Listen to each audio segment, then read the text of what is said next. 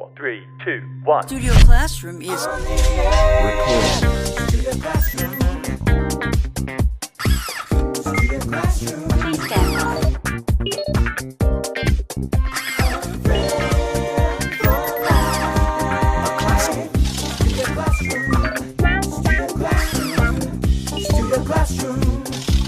Studio Classroom is on the air. Welcome to Studio Classroom on the air.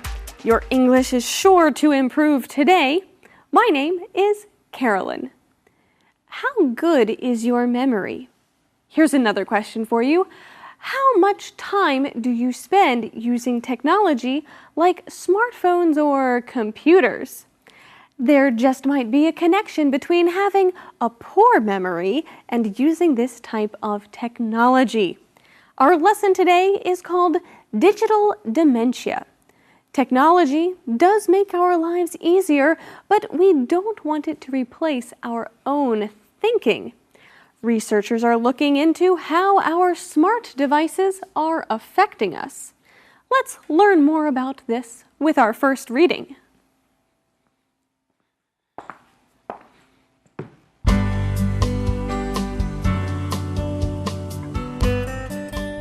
Digital dementia. Smart devices don't necessarily help people act smart. When was the last time that you dialed a phone number from memory? It probably depends on how long you've been using technology, like a cell phone. While some generations can recall the days of memorizing phone numbers, it's possible that members of Generation Z have never had to remember a single contact. Why is this? Because smartphones offer quick and convenient ways for storing and accessing information. There is no need to memorize anything, but this isn't without consequence. As digital devices develop more and more, users' heavy reliance on them may be having crippling effects. Digital dementia is the term being used by medical professionals to identify some of these effects.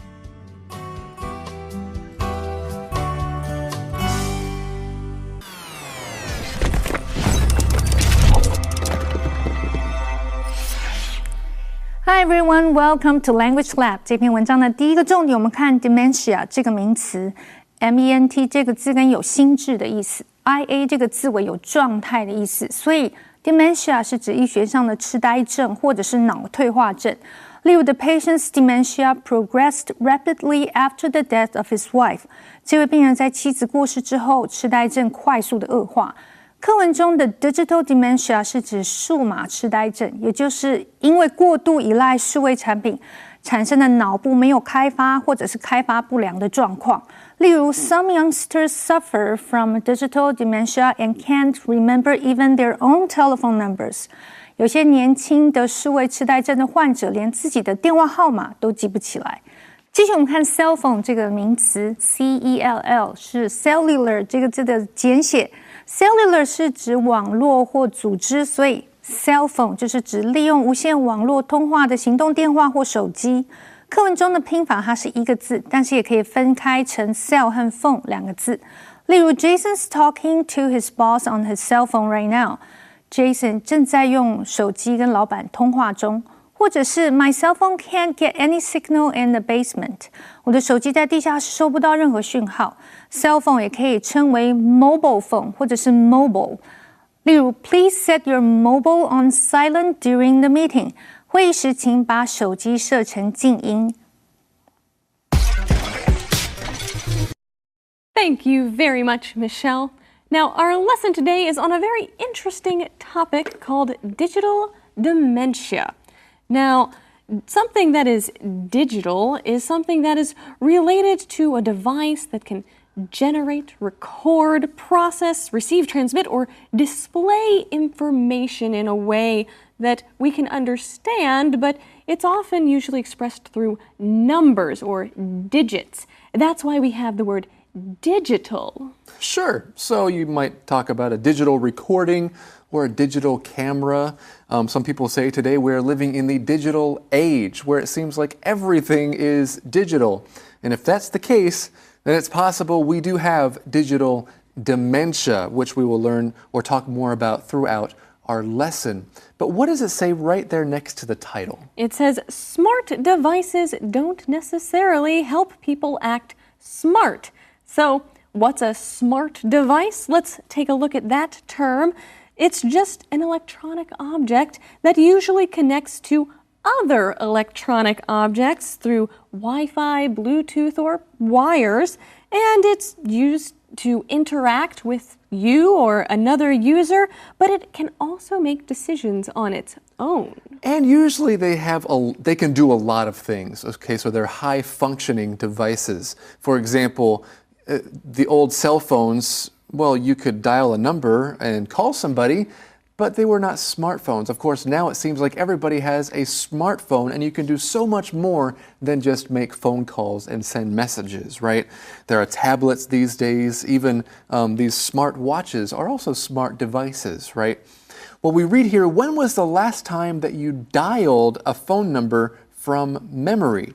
Now, it's interesting that we use the word dial, right, Carolyn? It is, and this is the word we use when we're entering a phone number, but now we push a phone number or tap, but we say dial still because original phones had a dial that you needed to turn as you entered each number of the phone number. Exactly. So friends, I don't know if you've seen a phone like this before. My grandfather had a phone like this. It's called a rotary phone. And yes, there is a dial on it. And actually, the word dial is also a verb. So you would dial numbers on the phone. Carolyn, have you ever used a dial phone to make phone calls, a rotary phone? I have. My great-grandmother only had a rotary phone in her house. So anytime I went to visit her and I needed to call my parents, then I would have to figure out how to use this strange phone that had a dial. So even though, friends, today we do not use dial phones like this or rotary phones, we actually tap or press or push the buttons, we could still use the word dial. Okay, you dial a number. It probably depends on how long you've been using technology like a cell phone. So that's the answer to that question. When was the last time you dialed a phone number from memory? Exactly. Now, we continue reading. While some generations can recall the days of memorizing phone numbers, it's possible that members of Generation Z have never had to remember a single contact. And why is this? Because smartphones offer quick and convenient ways for storing and accessing information. So, of course, even before smartphones, there was such a thing as speed dial. But now, speed dial is, people still use it, but it's so easy to find the phone number that you need that you could just do that, right? You don't even need speed dial anymore. It's so quick and convenient with your smartphone. Exactly, and we see that there is no need to memorize anything. And that's a good phrase to know, no need to. That simply means that you don't have to do something. Right, there's no need to go to the doctor. We have medicine at home for your cold. There's no need to worry. Everything will be all right. And our lesson says there is no need to memorize anything, but this isn't without consequence. That means there are consequences to this. That is a good point, and that is what our lesson is going to teach us today. As digital devices develop more and more, users' heavy reliance on them may have crippling effects or negative effects. Digital dementia is the term being used by medical professionals to identify some of these effects. Yes, of course. Right, we're heading there right now. That was Joe and Rex. I believe they're waiting for us in the Info Cloud.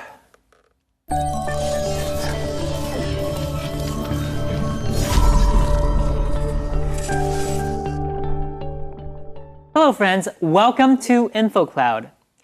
We often talk about living in the digital age, and today we are going to look at a relevant term, digital native.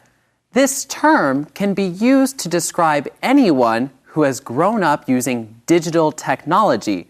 They are native speakers of the digital language. That is an interesting way to define this term, but it is accurate.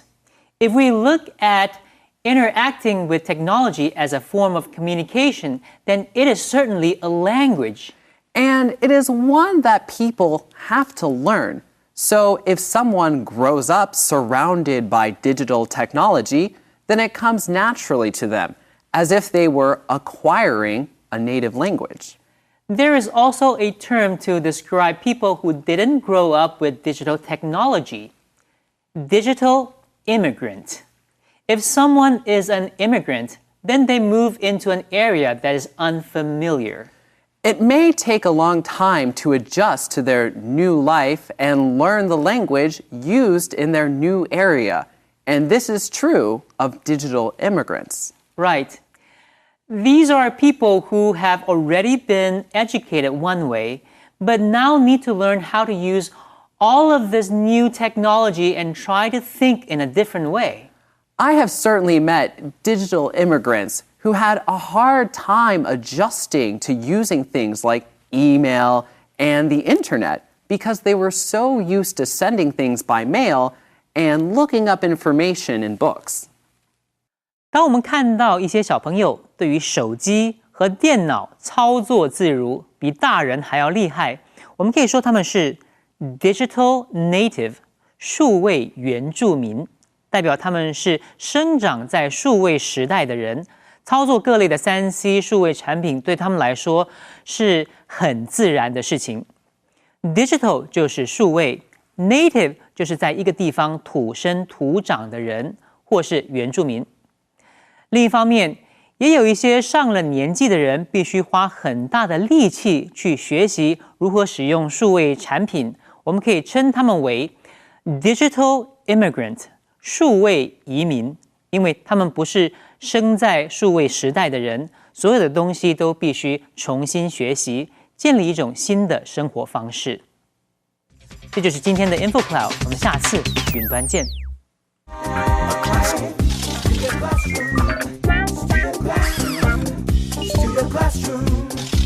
Studio Classroom is on the air. Welcome back to Studio Classroom.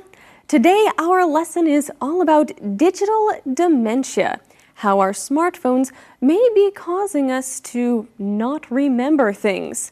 When was the last time you dialed a phone number from memory? Do you have anyone's phone numbers memorized? What about your own phone number? Well, some professionals are a little concerned about our memory and how smartphones may be affecting it. So let's move on to the next part of our lesson and hear from someone who has something to say on this topic.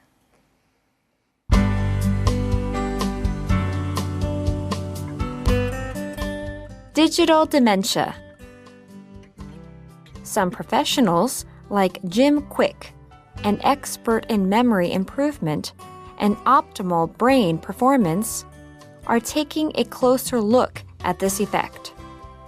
Quick describes digital dementia like this: we're outsourcing our brains to our smart devices. He continues, we're so reliant on our smartphones that our smartphones are making us stupid. As medical studies chart the decline in memory and cognitive skills among smartphone users, a connection is made between symptoms associated with dementia.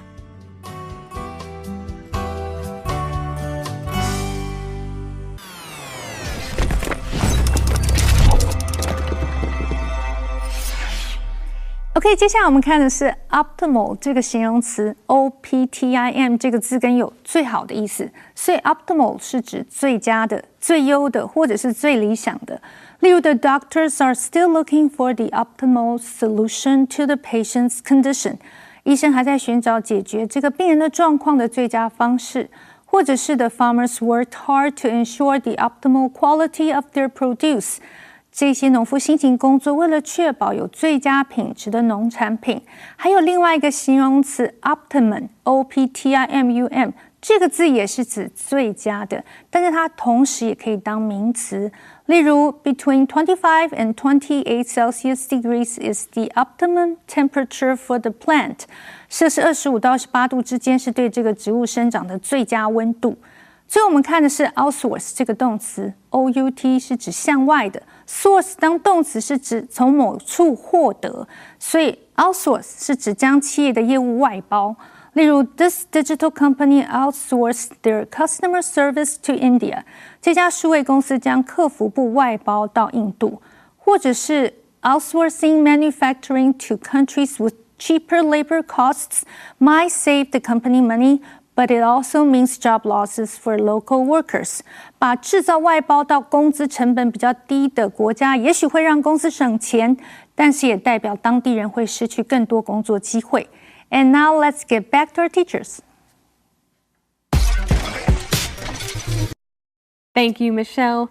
Now we're going to continue talking about digital dementia, and in our lesson here, we meet an individual who is a professional. We read, some professionals like Jim Quick, an expert in memory improvement and optimal brain performance, are taking a closer look at this effect. Now, this effect referring to digital dementia and how the devices are affecting people. But I want to look at this word here, professional. We've seen this word earlier in the month in another lesson, but Jim Quick is not a professional in the sense that he's a doctor or a lawyer. He's a professional in the sense that he is trained in a specialized area. That's right. So he is a professional in this field. Perhaps we learn here about how he's an expert in memory improvement and optimal brain performance. And so you could assume if someone is described as a professional, they're also making money doing what they do. Okay, it's not just something that they're volunteering to do or that they do for fun. They've trained a lot for it. They're also making money doing that. So there are different kinds of professionals. Sometimes you could add a word to qualify that word professional. So a doctor is a health professional or a medical professional. A teacher is an education professional, or someone who's on the education board is an education professional. You could also use professional at the beginning and say that someone is a professional athlete or a professional memory improvement expert. That's right. So in that case, it acts like an adjective. So in our lesson, this person, Jim Quick, is a professional and expert in memory, optimal brain performance, and people like him are taking a closer look at this effect. What does that mean, Carolyn? Well, if you take a closer look at something, it means that you examine it or study or try to learn about something in greater detail. Yeah, for example, that's what we're doing right now. We're taking a closer look at this phrase, to take a closer look at something. So it could mean that you're actually looking at something, but the idea is broader than that. It's that you're observing, you're trying to figure out more about something. For another example of how to use this phrase, maybe you work for a company, your sales have dropped, and that has forced your company to take a closer look at your product and your marketing. So you're not just looking at your product with your eyes, you're thinking about how you can change things to make it better for your company. Well, Quick is taking a closer look at digital dementia and these effects, and Quick describes digital dementia like this. We are outsourcing our brains to our smart devices. He continues, we're so reliant on our smartphones that our smartphones are making us stupid. Now, that's a pretty strong statement. Yeah, I think so too. It's kind of a funny statement, just when you hear him say it or when you read it right here. But if you think about it more deeply, yeah, it's kind of disturbing, and it's probably true in some ways.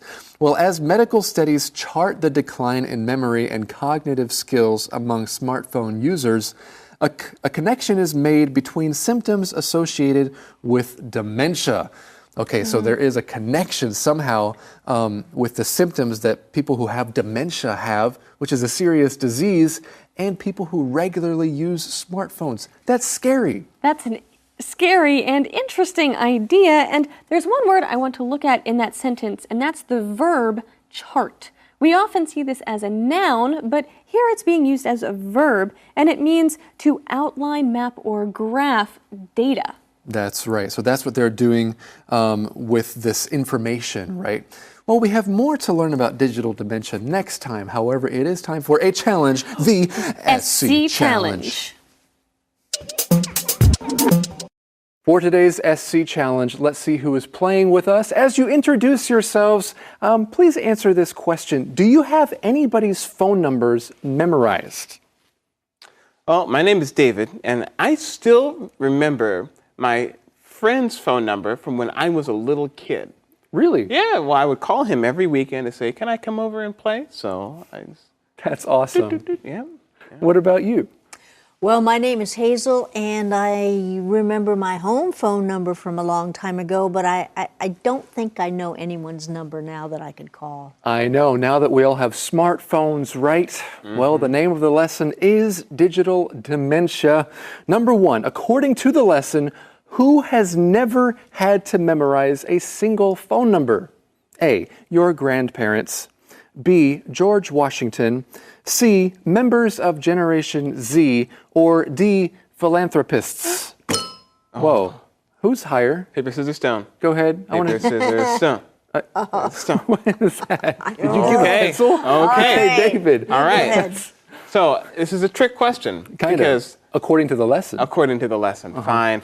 In that case, Generation Z. You're right. Okay. C, members of Generation Z. George Washington didn't need to memorize any phone numbers. You're either. exactly right. But it doesn't say this in the lesson. Exactly. I couldn't remember it because I use my cell phone for all these answers. Oh, right. Oh, see?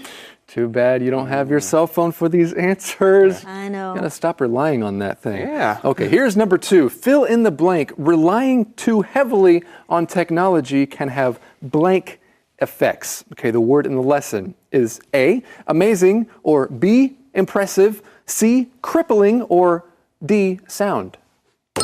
Hazel? I'll go with C, crippling. It can have crippling effects to rely too much Nicely on done. technology. Nice Nicely job. done. Game point here. Fill in the blank.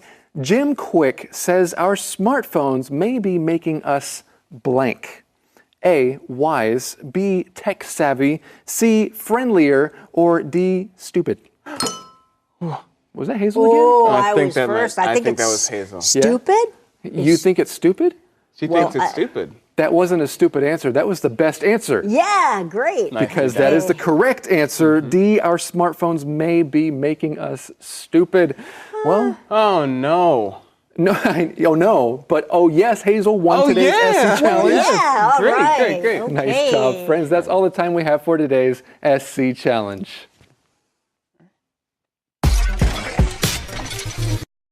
Our lesson covered a very interesting topic today, digital dementia. And there are several words that I like from this lesson. Digital, dial, and device, all D words. What do you do with your digital devices? Your smartphone, your tablet, your computer? How do you use them? Too much? Too little? We'll see you next time on Studio Classroom. A friend cares at all times. A friend endures at all times. A good friend lasts a lifetime. I am so proud to have you in my life. A good friend lasts a lifetime.